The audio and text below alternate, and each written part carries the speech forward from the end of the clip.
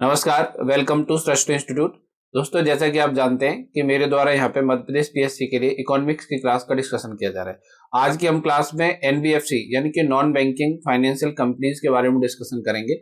इससे पहले की क्लास में हम आरबीआई के बारे में चर्चा कर चुके हैं काफी विस्तार से, और साथ ही साथ हमने कमर्शियल बैंक और इसमें भी हमने स्टेट बैंक ऑफ इंडिया के बारे में बहुत ही विस्तार पूर्वक चर्चा करी है। तो जो बच्चे आज नए जुड़े हुए हैं उनसे मेरी ये रिक्वेस्ट है कि आप जो हमारी पहले की क्लास है उसको जरूर देखें, ताकि आज की क्लास को आप बेहतर तरीके से समझ पाए। देखिए, मैं आपको बता दूं कि जो हमारी क्लास है वो इस तरीके से चल रही है, यानी कि अगर आप देखेंगे तो सबसे पहले जो मैंने आपको यहाँ पे कमर्शियल बैंक जो उससे पहले मैंने आपको यहाँ पे सामान्य परिचय यानी कि जो बैंकों का सामान्य परिचय है वो हमने डिस्कशन किया है। इसके अलावा हमने आरबीआई जो है वो क्या है उस पर हमने चर्चा की है। इसके अलावा आरबीआई की स्थापना पे हम चर्चा की है और वाणिज्यिक बैंकों पे हम चर्चा कर चुके हैं। आज की जो हमारी क्लास है वो एनबीएफसी पे है, यानी कि नॉन बैंकिंग फाइनेंशियल इंस्टीट्यूशन। ठीक है, तो इन पे चर्चा हम विस्तार से आज की क्लास में करेंगे। और ये क्लास का जो हमारा शेड्यूल है वो इस प्रकार है कि आगे का जो शेड्यूल है वो इस प्रकार है। तो चलिए देरी ना करते हुए हम एनबीएफसी पे बात करते हैं कि एनबीएफसी आखिर क्या है ना। तो एनबीएफसी की सबसे पहले अगर आपसे ये पूछा जाए कि एनबीएफसी का फुल फॉर्म क्या है, तो इसका जो फुल फॉर्म है वो है नॉन बैंकिंग फाइनेंशियल कंपनी। क्या फुल फॉर्म है इसका?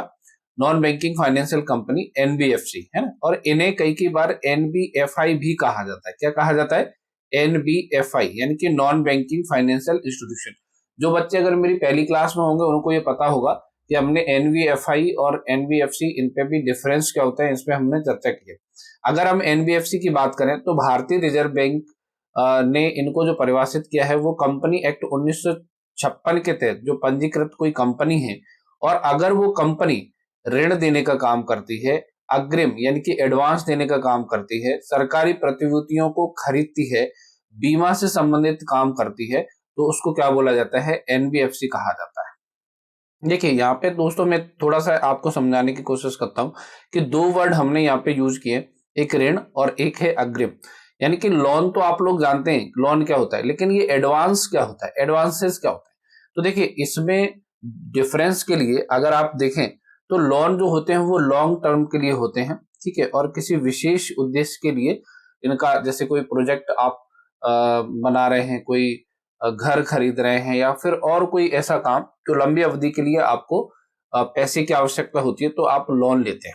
लेकिन आपको शॉर्ट टर्म के लिए अगर पैसा चाहिए तो आप एडवांसेस लेते हैं। एडवांस मतलब जैसे कि आप एक कंपनी के ओनर हैं और आपको सैलरी देनी है, लेकिन अभी आपका जो पैसा है वो कहीं दूसरी जगह फंसा हुआ है, आपको वहां से पैसा नहीं आया, लेकिन इस महीने की मंथ की जो सैलरी आपकी पेंडिंग है, तो आपको कर्मचारियों को सैलरी देना है। तो इसके लिए आप थोड़ा सा बैंकों के पास जाएंगे और वहां से, या एनबीएफसी के पास जाएंगे, तो वो आपको शॉर्ट टर्म के लिए जब वो लोन देते हैं आपके छोटे मोटे काम को पूरा करने के लिए, तो उसको एडवांसेस बोला जाता है। सरकारी प्रतिभूतियों का अधिग्रहण, अगर आप मेरी पिछली क्लास में हो तो मैंने ये बताया था कि आरबीआई जो है वो भारत सरकार की सिक्योरिटी को सेल करती है, और ये जो सिक्योरिटी है उनको केवल बैंक ही परचेज नहीं करते बल्कि एनबीएफसी भी परचेज करती हैं। और एनबीएफसी का परचेज करने का जो उद्देश्य होता है वो ये होता है कि इनको परचेज करने के बाद वो फायदा कमा के किसी दूसरे व्यक्ति को सेल कर देते हैं।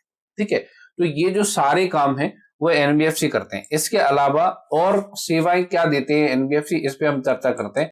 तो इसके अलावा देखिए, यहाँ पे मैंने लिखा है कि एनबीएफसी ऋण तो देते हैं, है ना, ऋण और क्रेडिट की सुविधा देते हैं। हामीदारी शेयर का भी काम करते हैं। हामीदारी शेयर को इंग्लिश में बोला जाता है अंडर राइटिंग शेयर। देखिए, हामीदारी शेयर मतलब अभी जो मैंने चर्चा की कि आप क्या करें, आप गवर्नमेंट की जो सिक्योरिटी है उनको आरबीआई से परचेज कर लें, और इन गवर्नमेंट जो सिक्योरिटी है उनको आप क्या करें, बेच दें, है ना। दूसरों को बेचने के लिए जो खरीदे जाए शेयर या फिर जो सिक्योरिटी, उनको वास्तव में हामीदारी शेयर बोला जाता है। ठीक है, ये विलय और अधिग्रहण पे सलाह देते हैं, मतलब ये एडवाइजरी का काम भी कर सकते हैं। कोई भी एक ऐसी एनबीएफसी हो सकती है जो किसी के अधिग्रहण यानी कि एक्विजिशन का काम करती हो, सलाह देने का काम करती हो, तो उसको भी एनबीएफसी, वो वाला काम भी एनबीएफसी करती है। हायर परचेज, हायर परचेज का मतलब ये होता है कि जैसे मान लीजिए आपके पास पैसा नहीं है ना, और आप चाहते हैं कि आप कोई प्रॉपर्टी को खरीदें, तो आप कुछ जो पैसा है वो क्या करें, कुछ पैसा आप इनको डाउन पेमेंट के रूप में दे दें, है ना, और बाकी का ये जो आपको लोन के रूप में प्रोवाइड करा देंगे, है ना। तो ये बोला जाता है हायर परचेज। सेम इसी प्रकार के लीजिंग पे अगर आप किसी प्रॉपर्टी को लेना चाहते हैं तो आप बैंक से फाइनेंस ना कराते हुए एनबीएफसी से भी फाइनेंस करा सकते हैं।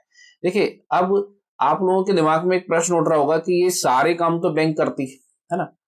आप देखिए, आप चाहे लोन ले लीजिए, बैंक करता है। आप शेयर जो मैंने बताया ये वाला काम भी बैंक करता है। सलाहकारी की भूमिका भी बैंक होती है।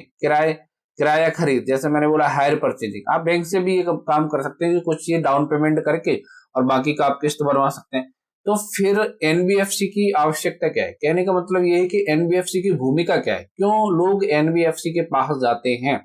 देखिए, अगर आप एनबीएफसी की भूमिका की तुलना करें और बैंकों की भूमिका की तुलना करें तो एनबीएफसी और बैंक में दोनों में सेपरेट बहुत बड़ा अंतर है और यही इनका रोल डिफाइन करता है। कहने का मतलब ये है कि जैसे मान लीजिए आपको होम लोन लेना है ना, तो आप होम लोन लेने जाएंगे बैंक के पास और बैंक आपको तुरंत लोन दे देगी, ठीक है।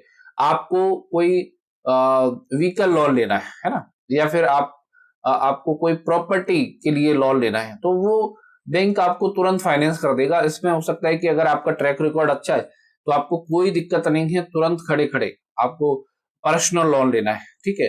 तो आप अगर क्राइटेरिया में फुलफिल आते हैं, आपका सिविल अच्छा है, तो बैंक लोन आपको तुरंत देगी, पर्सनल लोन भी दे देगी। लेकिन देखिए, एनबीएफसी की जो भूमिका है वो ये है कि मान लीजिए आपको टीवी के लिए लोन लेना है, आप टीवी खरीदना चाहते हैं, टेलीविजन, ठीक है।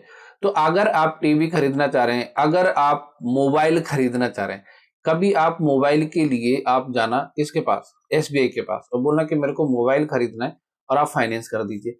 देखना वो ऐसा, मतलब आप सोच के देखिए आप क्या ऐसा कर सकते हैं। लेकिन हाँ, लेकिन क्या है भैया, आपका जो काम है वो जो बजाज फाइनेंस है वो तुरंत कर सकता है। क्यों? क्योंकि बजाज फाइनेंस जाना इसीलिए जाता है कि वो तुरंत खड़े खड़े आपको कोई भी किचन सेट खरीदना है, कुछ और खरीदना है, चक्रा बिलना खरीदना है, कुछ भी खरीदना है, उसके लिए तुरंत आपको लोन कौन उपलब्ध करा देगा? बजाज फाइनेंस उपलब्ध करा देगा। काफी पॉपुलर है इसी के लिए। क्या आप एसबीआई से, एचडीएफसी बैंक से इस तरीके के लोन फाइनेंस करा सकते हैं? मान लीजिए आपका थोड़ा बहुत सिविल इधर उधर है ना, तो भी अगर आप बैंकों के पास जाएंगे वो नहीं लोन देंगे। लेकिन एनबीएफसी आपका पर्सन टू पर्सन वेरी करके कुछ जुगाड़ करके वो आपको लोन उपलब्ध करा सकते हैं, ठीक है। तो देखिए, जहां पे सिंपल सी बात ये है कि जहां पे बैंकों की भूमिका खत्म होती है लोन के संदर्भ में, वहां से फिर एनबीएफसी की शुरू होती है। तो एनबीएफसी उन जगहों पर, उन क्षेत्रों पर, चाहे वो आप एरिया वाइज ले लीजिए, चाहे आप फंक्शन वाइज ले लीजिए, चाहे आप प्रोडक्ट वाइज ले लीजिए, वहां पे आपको लोन उपलब्ध करा देते हैं जहां पे बैंक लोन उपलब्ध नहीं कराते। और आज की डेट में काफी पॉपुलर है। अब वॉलेट के थ्रू देखिए, जैसे आप एक नावी, अगर आपने एक एप्लीकेशन सुना हो तो काफी पॉपुलर है, लेकिन वो कोई बैंक भी नहीं है और ना ही वो एनबीएफसी है, बल्कि वो एनबीएफसी से रजिस्टर्ड एक तरीके से फर्म आप मान लीजिए उसको, ठीक है। तो वो भी आपको पर्सनल लोन उपलब्ध करा देता है। तो एनबीएफसी की जो भूमिका है वो काफी महत्वपूर्ण है फाइनेंस सेक्टर में, मतलब वो वित्त उपलब्ध कराने में बैंकों से भी ज्यादा महत्वपूर्ण भूमिका निभा रहे हैं। अब देखिए, क्रेडिट कार्ड भी खूब इशू करते हैं। अब हम यहाँ पे थोड़ा सा एनबीएफसी के इतिहास के बारे में चर्चा करते हैं। देखिए, एनबीएफसी के इतिहास की अगर हम बात करें तो एनबीएफसी की जो शुरुआत है भारत में 1960 के दशक से मानी जाती है, और ये उन व्यक्तियों के विकल्प के रूप में शुरू किया गया था जिनकी वित्तीय जरूरतों को बैंकिंग प्रणाली द्वारा पर्याप्त रूप से पूरा नहीं किया जा सकता। जैसे कि मैं अभी चर्चा कर रहा था कि जहां पे बैंकिंग सेक्टर सीमित हो जाता है वहां पे फिर एनबीएफसी की भूमिका शुरू हो जाती है। और एनबीएफसी प्रारंभ में छोटी संस्थाएं थी, इनका वित्त पे, उद्योग पर ज्यादा प्रभाव नहीं पड़ता था क्योंकि कम थी और कम क्षेत्र तक भारत सरकार ने इनको सीमित कर रखा था। लेकिन 1964 में भारतीय रिजर्व बैंक ने 1934 में संशोधन किया गया। भारतीय रिजर्व बैंक के 1934 के एक्ट में संशोधन करके एक नया अध्याय ही जोड़ दिया गया एनबीएफसी के लिए। यानी कि एनबीएफसी के फंक्शन क्या होंगे, एनबीएफसी किस तरीके से काम करेगा, ठीक है, एनबीएफसी के लिए लाइसेंस किस तरीके से होंगे, इनके लिए रजिस्ट्रेशन की प्रक्रिया क्या होगी, ये सब 1934 के एक्ट में आरबीआई के में ऐड कर दिया गया है ना। और इसके अलावा अगर हम बात करें, आपको मैं बता दूं कि एनबीएफसी के सामने कंपनी शब्द का इस्तेमाल हुआ है ना, किसका? कंपनी शब्द का। तो ये कंपनी शब्द का इस्तेमाल इसलिए हुआ है क्योंकि ये जो आपकी कंपनी अधिनियम है ना, भारत में जो कंपनी अधिनियम जहाँ पे कई सारी कंपनियां रजिस्टर्ड होती हैं, कंपनी अधिनियम 1956 और उसकी धारा 3, ठीक है, धारा 3 के तहत इनका रजिस्ट्रेशन अनिवार्य है। आरबीआई से भी पंजीकरण कराना है, लेकिन यहाँ पर भी इनका रजिस्ट्रेशन अनिवार्य है। यहाँ पर भी रजिस्ट्रेशन होता है प्रत्येक जो जो आपकी एनबीएफसी होती है उसका। और सामान्यतः जो एनबीएफसी होती है वो प्राइवेट लिमिटेड कंपनी होती है। कैसी कंपनी होती है? प्राइवेट लिमिटेड कंपनी, इसलिए इनको नॉन बैंकिंग फाइनेंशियल कंपनी कहते हैं। अब देखिए एनबीएफसी के बारे में अगर इतना इतिहास है, उसके बाद अगर हम बात करें, एनबीएफसी को थोड़ा सा और आगे बढ़ाने के लिए भारत सरकार ने ये बोला कि एनबीएफसी की स्ट्रक्चर और कामकाज की समीक्षा के लिए दो समिति बनाएंगी। ये मोस्ट इंपोर्टेंट समिति है, अगर आप एनबीएफसी पढ़ते हैं तो आप इनको जरूर देखिए। ये जेम्स एस, ये आपके एस राज समिति है, 1970 में ये बनी थी और इसका उद्देश्य ये था कि चिटफंड कानून की सिफारिश के लिए पूरे देश के लिए एक समान, इनने बोला था कि जो भी चिटफंड कंपनियां होती हैं, चिटफंड का मतलब ये होता है कि छोटे छोटे पैसा लेके बचत करवाने का काम जो करती हैं उनको चिटफंड कंपनियां बोलते हैं। जैसे सहारा, ठीक है, आपने पल्स का नाम सुना हो, सहारा का नाम सुना हो, जो लोगों के पास जाते हैं 10-10, 20-20 रुपए इकट्ठा मंथली जो स्कीम चलाते हैं, ईयरली स्कीम चलाते हैं, तो वो क्या करते हैं कि वो पैसा इकट्ठा करके और फिर वो लोगों को बचत का लाभ देते हैं, ठीक है। तो इनकी अलग अलग राज्यों के हिसाब से अलग अलग नॉर्म्स उस समय थे। तो जैम ये एस राज समिति ने बोला कि सभी के लिए एक जैसा कानून बनाना चाहिए, ठीक है। ये जो चक्रवर्ती समिति है, ठीक है, इसका ये काम ये था कि ये चाहता था कि बैंकिंग सेक्टर और जो आपके एनबीएफसी सेक्टर के बीच में इंटरलिंक का पुनर्मूल्यांकन किया जाना चाहिए, यानी कि ये दूसरे से कैसे संबंध इनका और अच्छे से स्थापित किया जाए, तो उसके लिए चक्रवर्ती समिति का गठन हुआ था। हम अब आगे चर्चा करते हैं, देखते हैं कि एनबीएफसी कितने प्रकार की होती है ना। तो एनबीएफसी के टाइप अगर हम बात करें तो भारत में जो एनबीएफसी का जो टाइप्स है वो इस तरीके से डिफाइन किया है कि अगर जमा कोई स्वीकार करता है, एक तो जमा स्वीकार करने वाली एनबीएफसी है ना, और एक जमा स्वीकार न करने वाली एनबीएफसी, यानी कि अगर टाइप्स के आधार पर बात करें तो दो ही प्रकार के एनबीएफसी हैं। और वो कौन सी है? एक एनबीएफसी है जो जमा स्वीकार करती है, मतलब डिपोजिट लेती है, लोगों से पैसा जमा स्वीकार करती है, और एक ऐसी है जो लोगों से पैसा जमा स्वीकार नहीं करती, ठीक है, और वो लोगों को केवल ऋण देने का काम करती है। अब देखिए आपके दिमाग में एक यहाँ पे प्रश्न जरूर उठना चाहिए कि मान लीजिए देखो बैंक तो जनता से पैसा लेती है और बाद में ऋण के रूप में दे देती है, लेकिन एनबीएफसी के पास फिर सोर्स क्या है? एनबीएफसी कहाँ से पैसा लाती है और लोगों को उधार देती है? तो देखिए ये एनबीएफसी भी जो है वो बैंकों से पैसा लेते हैं, लेकिन यहाँ पे जो बैंक से पैसा लेते हैं या फिर कोई इन्वेस्टर से इन्वेस्ट कराते हैं, तो ये बाद में इनके पैसे को क्या करते हैं, हाई रेट ऑफ इंटरेस्ट पे, हाई आरओआई पे ये क्या करते हैं, रेट ऑफ इंटरेस्ट पे ये जनता को लेंड करते हैं। अगर आप देखना एनबीएफसी के जो सामान्य रेट ऑफ इंटरेस्ट होगा वो भी 15-14 यानी कि 1.5% से कम तो बिल्कुल नहीं होगा, और अगर आप बैंकों के पास जाएंगे तो 8-10% में वो लोन आपको मिल जाता है। अब ये भी बैंकों से लोन ले सकते हैं सीधे 8-10% में और आगे लोगों को लैंड कर देते हैं। अब बैंक क्या है इनको जानता है, लेकिन रिस्क जो अब रिस्क जो होगी लोन वसूली की वो किसकी होगी? एनबीएफसी होगी। बैंक अपना जो पैसा है वो सिक्योर कर लेगा। तो इस तरीके से ये पैसा कमाते हैं, लोगों से पैसा नहीं लेते, बल्कि बैंकों और इन्वेस्टर्स या अन्य किसी कंपनी का पैसा जो होता है वो जनता को देके और उसको घुमाते हैं, है ना। कुछ लोग ऐसे, कुछ ऐसी होती हैं जो स्वीकार करते हैं, जैसे मैंने सहारा का नाम लिया, तो ये लोगों से पैसा इकट्ठा करते हैं, उन्हीं को स्कीम्स में या कहीं और जगह इन्वेस्टमेंट करके कमा के और फिर लोगों को देते हैं, और उसमें से कुछ बीच में अपन खुद भी रख लेते हैं। तो इस टाइप के एनबीएफसी जो होते हैं वो काम करते हैं, है ना। अब हम आगे चलते हैं कि ये जो एनबीएफसी के हमने टाइप्स देख लिए, तो एनबीएफसी में डिफरेंस क्या है, बैंक और एनबीएफसी में बेसिकली डिफरेंस क्या है, आज ये आपको बहुत ज्यादा जानना जरूरी है, क्योंकि कई बच्चों को ये समझ में ही नहीं आता कि बैंक और आखिर एनबीएफसी में क्या अंतर होता है ना। तो यहाँ पे मैंने अंतर आपको यहाँ पे देखिए, ये समझिए, कोशिश करिए। अभी मैंने बताया कि ये जो एनबीएफसी होती है ये कंपनी है, ये विदाउट बैंकिंग लाइसेंस के संचालित होती है, इसलिए इनको बैंक नहीं बोला जाता, ठीक है। और ये और जो बैंक होते हैं वो गवर्नमेंट से ऑथराइज्ड कंपनियां होती है, विच प्रोवाइड बैंकिंग सर्विस। अब ये बैंकिंग सर्विस प्रोवाइड करते हैं। देखिए बैंकिंग सर्विस आखिर होती क्या है, यहाँ पे देखिए मैं आपको बैंकों के बारे में बताऊं। बैंक जो है वो लोगों का पैसा जमा करते हैं, है ना, लोगों का जो पैसा लेते हैं, और वो पैसा अभी दो प्रकार से लेते हैं। एक तो लेते हैं डिमांड डिपॉजिट में, किसमें, डिमांड डिपॉजिट में, और एक लेते हैं फिक्स डिपॉजिट में, या फिर आप इनको पॉपुलर रूप से टाइम डिपॉजिट, पॉपुलर रूप से फिक्स डिपॉजिट बोलते हैं, और वैसे इसको टाइम डिपॉजिट बोला जाता है। डिमांड डिपॉजिट का मतलब यह है कि ये सेविंग अकाउंट में जो भी पैसा आपका पड़ा है, मान लीजिए आपका 500, 1000, 2000, जब जितना भी पैसा आपके पास बैंक में पड़ा है, आप जब चाहे बैंक से मांग सकते हैं। ठीक है, डिमांड का मतलब मांग सकते हैं, जब चाहे मांग सकते हैं और बैंक आपको देगा। लेकिन एनबीएफसी डिमांड डिपॉजिट कभी भी नहीं जमा करता, यानी कि जब चाहे तब आप रात में आप एनबीएफसी से पैसा नहीं निकाल सकते, है ना। एनबीएफसी इस तरीके का काम नहीं करती। जैसे कि आप बजाज में मान लीजिए, सहारा में या किसी में भी, हालांकि बजाज जमा नहीं करते, लेकिन सहारा वगैरह में अगर आप पैसे जमा करते हैं तो क्या उनका एटीएम मिलता है? नहीं मिलता। लेकिन बैंकों का एटीएम मिलता है, जब चाहे रात के 12 बजे, 2 बजे, मतलब जब चाहे आप पैसा बैंक से मांग सकते हैं कि भैया हमने जो जमा किया वो हमारा दे दो। तो जो मांग पे मिल जाए वो डिमांड डिपॉजिट बोला जाता है उसको। और फिक्स डिपॉजिट मतलब एक निश्चित टाइम के लिए जिसको फिक्स करके रख दिया जाए, उसको क्या बोला जाता है? फिक्स डिपॉजिट बोला जाता है। तो ये जो काम होता है वो बैंकों का होता है। फिक्स डिपॉजिट तो एनबीएफसी करता है, लेकिन जो डिमांड डिपॉजिट है वो एनबीएफसी नहीं करता।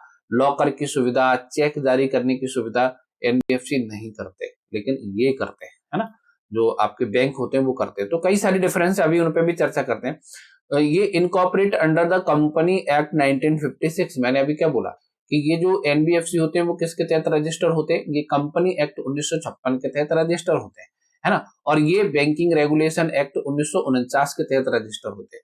फॉरेन इन्वेस्टमेंट मतलब विदेशी लोगों का जो पैसा है वो इसमें 100% अलाउड है, यानी कि कोई एनबीएफसी को विदेशी लोग यहाँ पे एक्वायर्ड कर सकते हैं 100%, मतलब पूरा ओनरशिप होती है वो ट्रांसफर हो जाएगी किसके पास? विदेशी व्यक्ति के पास भी ट्रांसफर हो सकती है। लेकिन बैंकों में ऐसा नहीं है। 74% ही एफडीआई आप जिसको बोलते हैं फॉरेन डायरेक्ट इन्वेस्टमेंट, ये अलाउड है ना। यहाँ पे देखिए बात करते हैं कि रिजर्व रेशियो, यानी कि जो आपका कई सारे मैंने रेशियो आपको बताए थे, अगर आप पिछली क्लास में जुड़े हैं तो, जिसमें सीआरआर यानी कि कैश रिजर्व रेशियो, एसएलआर है, ठीक है। तो ये नहीं जरूरत होती है एनबीएफसी को, लेकिन आपके बैंक होते हैं उनको कंपलसरी होता है, हमने उसी संदर्भ में पढ़ा था। आप अगर बैंक में पैसा जमा करते हैं तो आपकी डिपॉजिट का इंश्योरेंस एनबीएफसी में नहीं मिलता भारत सरकार की तरफ से या आरबीआई की तरफ से, लेकिन बैंकों में ये मिलता है। यानी कि आपका जो भी पैसा बैंक में जमा है तो 5 या 7 लाख की सिक्योरिटी भारत सरकार की तरफ से आपको दी जाती है कि अगर बैंक डूब जाती है, इनकेस किसी कारण से कोई फ्रॉड हो जाता है, तो भी आपका पैसा 5 या 7 लाख सुरक्षित है। इतना भारत सरकार या आरबीआई आपको प्रोवाइड करेगी, है ना। इनके अलावा कुछ और अंतर हैं, इनको समझिए। जैसा पहला अंतर यह है कि एनबीएफसी मांग जमा स्वीकार नहीं करती। मैंने अभी मांग जमा पे डिस्कशन किया। डिमांड डिपॉजिट मतलब जो जमा आपने किया है उसको जब चाहे आप मांग लें। बैंकों से तो मांग सकते हैं, लेकिन एनबीएफसी से नहीं मांग सकते। देखिए इसी वजह से एनबीएफसी क्या है, चेक जारी नहीं करते खुद का कभी भी। अगर आप देखना, क्योंकि देखिए चेक भी क्यों जारी होता है? चेक भी जारी होता है एक तरीके से, चेक भी डिमांड डिपॉजिट ही होता है। क्योंकि अगर आपने अपनी बैंक का चेक किसी को जारी किया तो चेक वाला जो जब चाहे किसी कहीं पे भी लगा के और उस चेक को अपने उससे जो पैसा है वो अपने अकाउंट में ट्रांसफर कर लेगा, या फिर जो बैंक होती है वो कर देती है। लेकिन एनबीएफसी चेक जारी नहीं करती। क्यों? क्योंकि ये भी एक तरीके से डिमांड डिपॉजिट का ही पार्ट होता है। और मैंने अभी बताया कि बैंकों के विपरीत यहाँ पे आपको क्रेडिट की कोई गारंटी नहीं मिलती जैसा कि बैंकों में मिलती है। तो ये जो कुछ अंतर है एनबीएफसी और बैंक में, उम्मीद करता हूं आपको समझ में आए होंगे। बड़ा डिफरेंस ये है कि डिमांड डिपॉजिट जो है वो स्वीकार नहीं करते। चिट फंड अलग चीज है, डिमांड डिपॉजिट अलग चीज है ना। चिट फंड में पैसा इकट्ठा किया जाता है और एक निश्चित समयावधि के बाद उसको विद इंटरेस्ट वापस किया जाता है, लेकिन जब चाहे आप नहीं निकाल सकते। लेकिन ये जो आपका डिमांड डिपॉजिट है ये आप 100 रुपए 200 रुपए कभी भी बैंक में जमा कर सकते हैं और कभी भी निकाल सकते हैं। चिट फंड कंपनियों में, एनबीएफसी में आप ऐसा नहीं कर सकते। दूसरा, चेक जारी नहीं कर सकती ये जो आपकी एनबीएफसी होती हैं। और दूसरा, इनका जो पैसा होता है अगर आप इनमें जमा करते हैं तो भारत सरकार या आरबीआई की तरफ से कोई भी सिक्योरिटी इस पे प्रदान नहीं की जाती। ये तो ही अंतर की बात। अब हम बात करते हैं कि एनबीएफसी और बैंक में कुछ समानताएं हैं, तो वो समानताएं क्या है। इन समानताओं की अगर हम बात करें तो बैंक और एनबीएफसी में हम यहाँ पे क्या बात करें, सिमिलरिटी की, है ना, समानताएं। समानता अगर हम बात करें तो देखिए मैंने अभी क्या बोला, लैंडिंग का काम यानी कि ऋण देने का काम ये दोनों ही करते हैं। आपका बैंक भी ऋण देता है और एनबीएफसी भी ऋण देता है। इन्वेस्टमेंट, ठीक है, इन्वेस्टमेंट ये दोनों ही करते हैं, है ना, निवेश, क्योंकि जब तक ये निवेश नहीं करेंगे तब तक ये अपने फायदे के लिए पैसा कैसे जनरेट कर सकते हैं।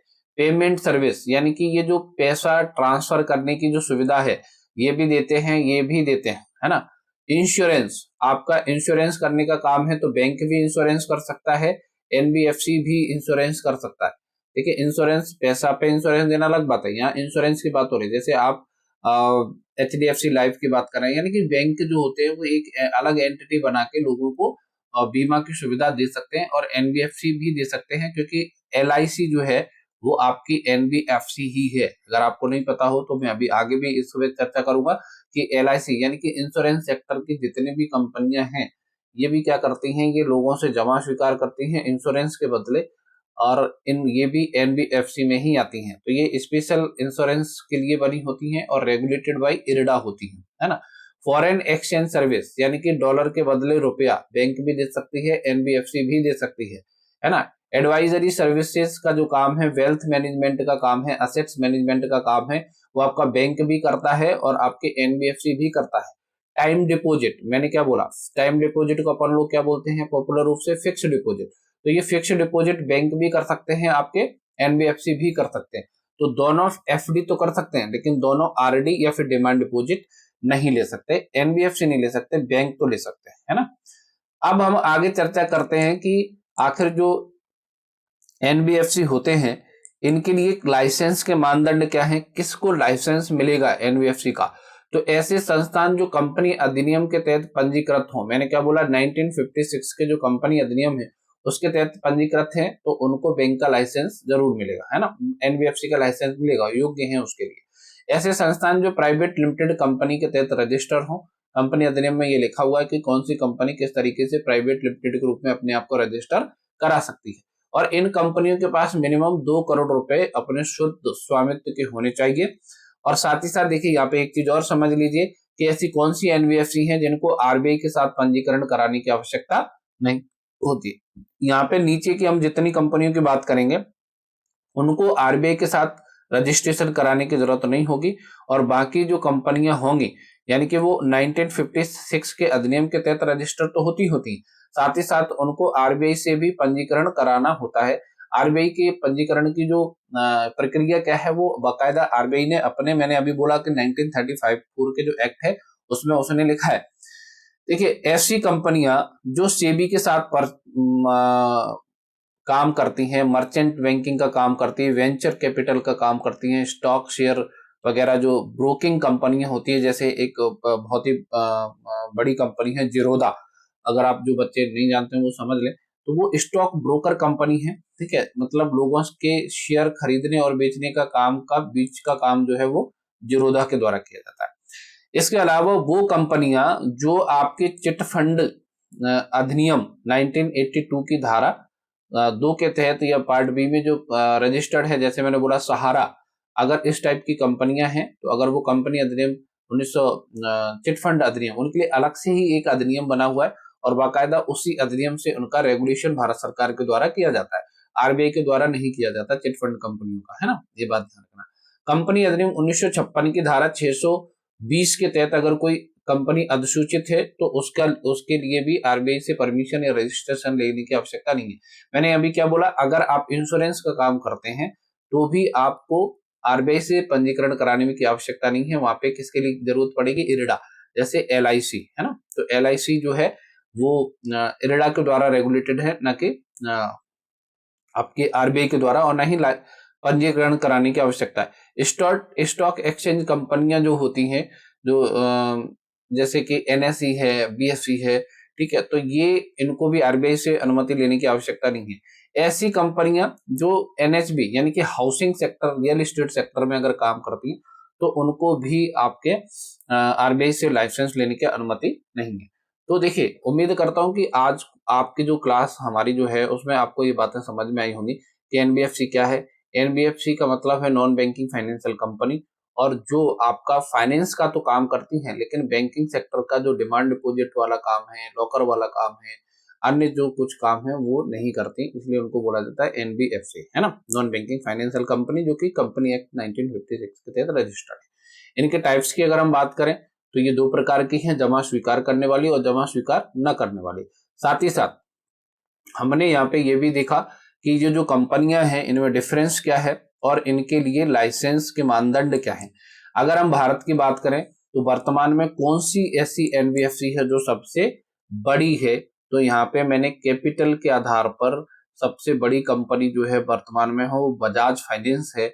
आप देख लीजिए इसका जो लास्ट प्राइस है वो क्या है, और ये टॉप कंपनी है भारत की एन बजाज फाइनेंस। और उसके बाद दूसरा स्थान आता है मुथूट फाइनेंस का, तीसरा आता है श्रीराम ट्रेंड्स का, और चौथा है आपका बजाज होल्डिंग। ठीक है, तो आप एनबीएफसी में अगर हम बात करें तो सबसे बड़ी एनबीएफसी है बजाज फाइनेंस।